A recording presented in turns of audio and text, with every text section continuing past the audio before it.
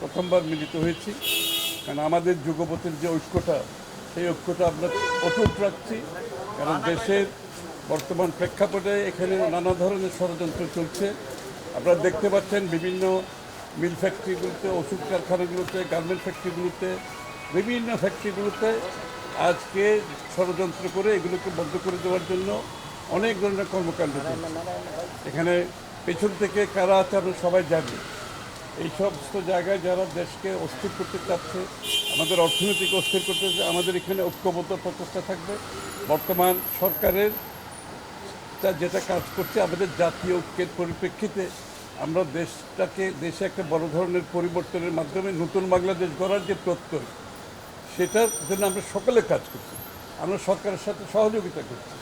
ইতিমধ্যে যে ঘটনাগুলো ঘটে যাচ্ছে মিল ফ্যাক্টরিতে, তারপরে বিডিআর বলতেছি আনসারের একটা ঘটনা ঘটে গেছে, এবং এর পেছনে কারা ছিল এটা নিয়ে অনেক পত্রপত্রিকা লেখালেখি হয়েছে। বিভিন্ন মিল কারখানায় আজকে বিভিন্ন ধরনের গার্মেন্ট, ওষুধ ফ্যাক্টরি সহ বিভিন্ন জায়গায় বিভিন্ন রাষ্ট্রবিরোধী কার্যক্রম চলছে। এগুলোতে পেছনে কারা আছে, এই জন্য আমাদের সকলকে ঐক্যবদ্ধভাবে চেষ্টা করতে হবে যাতে দেশটা স্থিতিশীল থাকে, দেশের অর্থনীতি স্থিতিশীল থাকে, এবং যাতে করে আমরা সামনের দিকে এগিয়ে যেতে পারি নতুন বাংলাদেশ গড়ার। আর দ্বিতীয় কথা হচ্ছে, আমাদের এই যুগপৎ আন্দোলনের সময় আমরা যে 31 দফা সংস্কারের প্রস্তাব দিয়েছি, যে রাষ্ট্র মেরামতের যে প্রস্তাব দিয়েছি আমরা সবাই মিলে ঐক্যবদ্ধভাবে, এগুলো বাস্তবায়নের জন্য আমরা জনগণের কাছে তুলে ধরবো। আমাদের সকলে মিলে এই রাষ্ট্র মেরামতের বিষয়গুলো তুলে ধরবো, কারণ এই সংস্কারগুলো জাতির আজকে প্রত্যাশা যে নতুন বাংলাদেশে আমরা যে বড় ধরনের একটা পরিবর্তন আনতে যাচ্ছি। সেখানে আপনারা জানেন, তারেক রহমান সাহেব ইতিমধ্যে বলেছে যে 2 কক্ষ বিশিষ্ট একটি সংসদ হবে। তারপরে এই প্রধানমন্ত্রী এবং প্রেসিডেন্ট মন্ত্রীদের মধ্যে ক্ষমতার ভারসাম্যের কথা বলা হয়েছে। তারপরে 2বারের বেশি প্রধানমন্ত্রী কেউ থাকতে পারবে না, এই কথাগুলো বলা হয়েছে। অনেকগুলো কথা বলা হয়েছে যেটা বাংলাদেশের জনগণের প্রত্যাশা এই নতুন বাংলাদেশ গড়ার জন্য। সেই বিষয়গুলো আমরা সবাই মিলে তুলে ধরবো মানুষের কাছে, এবং এগুলো আমরা বাস্তবায়ন করবো ইনশাল্লাহ আগামীতে। এবং আপনারা সবাই জানেন, তারেক রহমান সাহেব কিন্তু একটা জাতীয় সরকারের ঘোষণা দিয়েছে। এই যে সংস্কারগুলি, এগুলো আমরা যোগ্যপত্রের মাধ্যমে 31 দফা আমরা প্রণয়ন করেছি, এবং এটা বাস্তবায়নের জন্য উনি বলেছেন যারা এই আন্দোলন সংগ্রামে শেখ হাসিনার পতনের জন্য রাস্তায় ছিলেন, কাজ করেছেন, সবাইকে নিয়ে একটা জাতীয় সরকার হবে, যেই সরকার 31 দফা বাস্তবায়ন করবে। প্রয়োজনে এই 31 দফাতে যদি আরও কিছু পরিবর্তন আনার দরকার হয় সেটাও করা হবে। জনগণ যদি মনে করে আরও কোনো পরিবর্তনের প্রয়োজন আছে, কিছু এর সাথে সংযুক্ত করার প্রয়োজন আছে, সেটার জন্য আমরা খোলা মনে আলাপ আলোচনা করবো জনগণের সাথে। সেটাও এর অন্তর্ভুক্ত করার আমাদের মধ্যে চিন্তা আছে।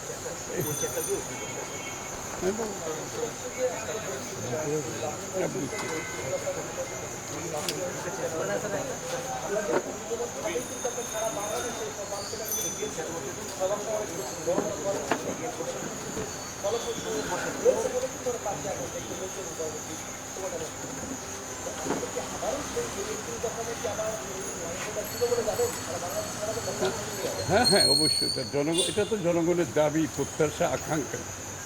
একটা জিনিস মনে রাখতে হবে, নতুন বাংলাদেশ যেটা আমরা আজকে যে স্বপ্ন দেখছি নতুন বাংলাদেশে, এখানে কিন্তু শেখ হাসিনা পলায়ন করার পরে বাংলাদেশের মানুষের মনোজগতে একটা বড় ধরনের পরিবর্তন আসবে।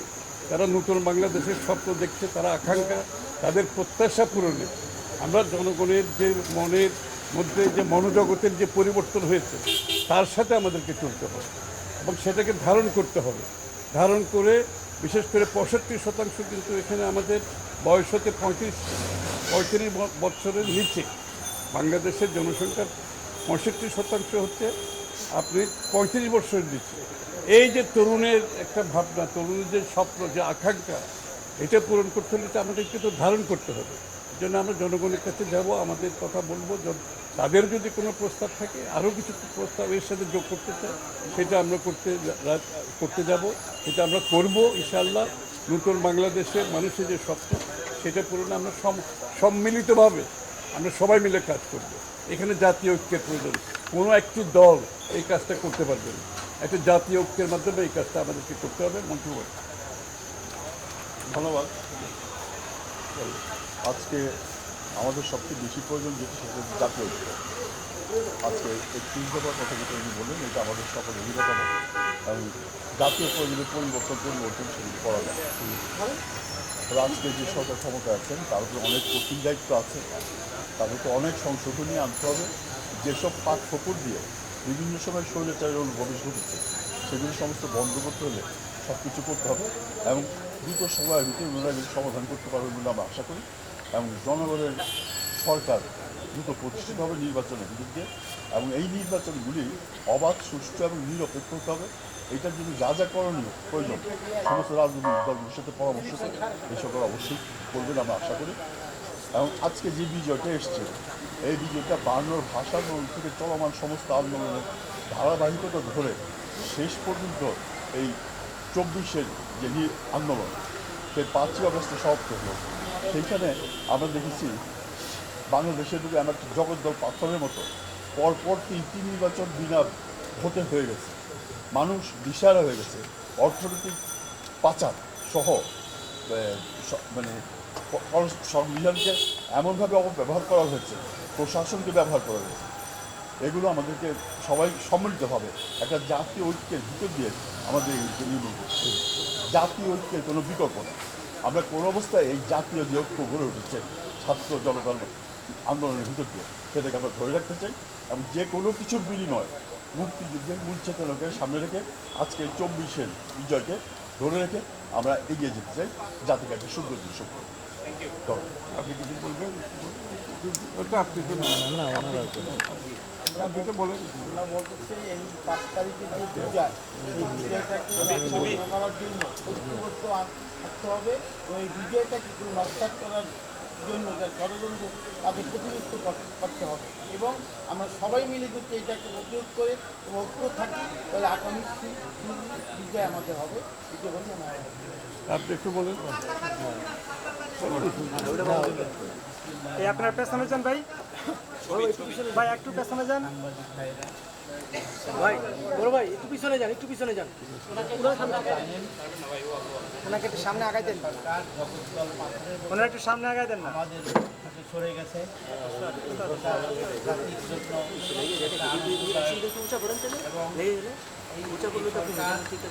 ছাত্র জনতার বিপ্লবের মাধ্যমে চলে গেছে। এখন আমাদের প্রয়োজন এই বর্তমান সরকারকে, আমি বিপ্লবী সরকারই বলবো, বিপ্লবী সরকারকে সর্বোচ্চকরণে সহযোগিতা করা যাতে তারা একটি অবাধ, সুষ্ঠু ও নিরপেক্ষ নির্বাচনের ব্যবস্থা করতে পারে এবং বিএনপির ভারপ্রাপ্ত মহাসচিব জনাব তারেক রহমান চেয়ারম্যান যে 31 দফা দিয়ে সবাই মিলে দিয়েছে, সবারই সমর্থন সবারই সমর্থন জানাই আমরা এবং যুগপৎ আন্দোলনে আমরা একত্রিতভাবে বাস্তবায়ন এবং এখন প্রয়োজন হলো আমাদের ঐক্য, জাতীয় ঐক্যের মাধ্যমে এই জাতিকে আমরা এগিয়ে নেব ইনশাআল্লাহ। এবং সেই সঙ্গে আমি আশা করি এবং ন্যাপ ভাসানী একটা ফর্মুলা দিছে যে এই যে একটা জাতীয় ঐক্যের মাধ্যমে একটা জাতীয় নির্বাচন করে এই যে সংস্কারগুলো আছে, বড় বড় সংস্কারগুলা যেগুলা মানে সেই সংস্কারগুলো অন্ততপক্ষে একটা রেফারেন্ডামের মাধ্যমে যেন এই সংস্কারগুলো হয়, তার একটা ব্যবস্থা করা। Thank you. ধন্যবাদ। তাহলে আমরা যাই ফোনটা নিয়ে প্রেসিডেন্ট না আমাদের সাধারণ একজন করে বলতে। থ্যাংক ইউ, সবাইকে ধন্যবাদ। দাদা আবার খুব ফর্মালিটি মেনটেন করে আরেকটা কাগেই যায়।